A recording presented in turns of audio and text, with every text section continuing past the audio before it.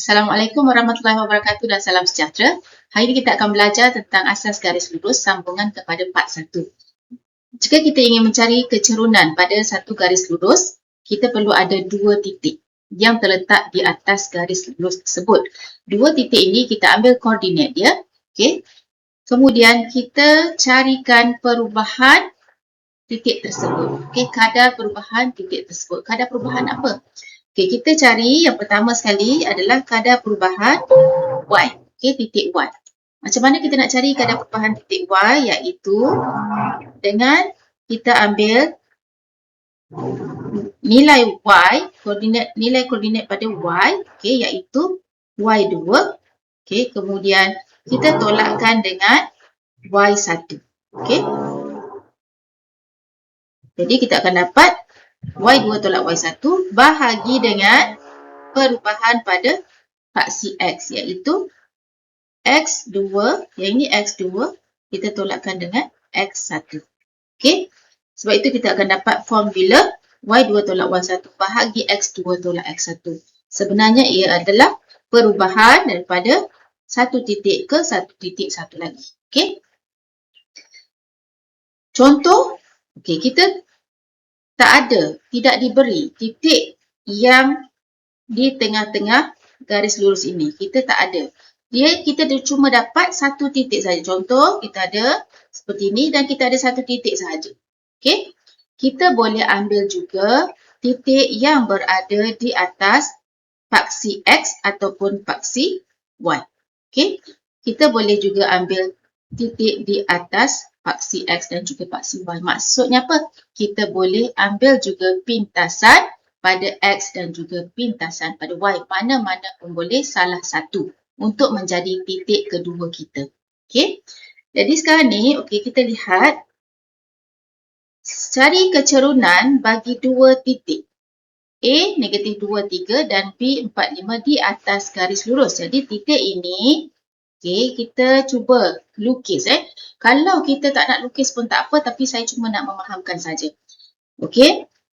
Titik A, -2, 3. Okey, kita tengok koordinat dia dekat mana. Ini -1, -2. Ini 1, 2, 3, 4 dan 5. Okey, ini paksi Y, ini paksi X. 1, 2, 3, 4, 5. Okey. Jadi -2, 3 adalah di sini. Titiknya di sini. Kemudian kita ada B, yang ni A, yang ni B, 4, 5. 4 dan 5 di atas ni. Jadi kita ada titik yang ini. Okey. Okey, jadi sebenarnya garis lurus kita adalah seperti ni. Okey, itu garis lurus kita. Jadi sekarang ni, okey, titik yang berada di atas garis lurus ni telah diberi. Okey, koordinat titik telah diberi. Jadi kita cuma cari kecerunan dia sahaja. Jadi bila kita nak cari kecerunan, kita ambil koordinat titik ini, kita katalah yang A ni kita nak ambil sebagai X1, Y1. Okey. Kemudian B kita ambil sebagai X2, Y2. Okey. Jadi sekarang ni M ialah Y2 tolak Y1 bahagi X2 tolak X1. Jadi memandangkan kita punya Y2 adalah 5. Okey, kita tolakkan dengan Y1. Y1 adalah 3. Tolak dengan 3 bahagi dengan X2. X2 adalah yang ni 4. Okey, tolakkan dengan X1 adalah -2. Tolak dengan -2. Jadi kita tahu 5 tolak 3 adalah 2. 4 tolak. Kemudian dalam kurungan ada tolak 2. Dalam aritmetik, kita dapat 4, tolak dengan tolak adalah tambah. Okey. Jadi 2 bahagi 4 tambah 2. Jadi 2 bahagi 6. 2 bahagi 1 dapat 2. 2 bahagi 2 dapat 1. 6 bahagi 2 dapat 3. Jadi 1/3. Jadi kecerunannya adalah 1/3. Okey. Katakan, kita kata kita tak nak Y1 ni adalah 3. Kita nak namakan dia adalah Y2. Okey. apa akan jadi? Okey, kita lihat. Kita kata A negatif 2, 3 ni tadi dan B 4, 5. Asalnya tadi ni adalah Y2. Okey, kita tak nak letak Y2, kita nak letak Y1. Adakah kecerunannya sama? Tetap sama. Cuba kita tengok Sini adalah kita namakan semula. Dia adalah X2 dan Y2. Yang ini kita namakan semula X1, Y1. Okey. Jadi kecerunan adalah Y2 tolak Y1 bahagi dengan X2 tolak X1.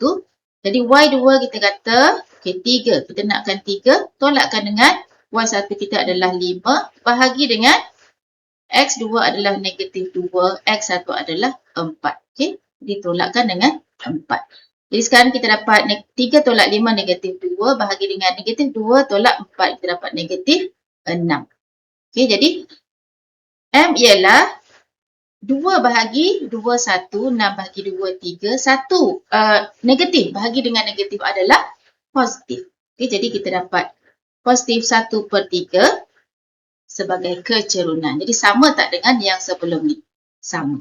Okey, mana-mana titik yang kita ambil menjadikan dia Y2, result dia adalah sama. Okey, kecerunannya adalah sama. Okey. Kemudian kita lihat kecerunan garis yang selari adalah sama dengan garisan asal. Jadi kecerunan garis selari maksudnya apa? Yang ini. Yang ini. Okey, garisan selari adalah sama dengan garisan yang ini. Jadi kita tak perlu cari lagi, kita tahu dah kecerunannya sama. Okey. Jadi sekarang ni kita dah faham.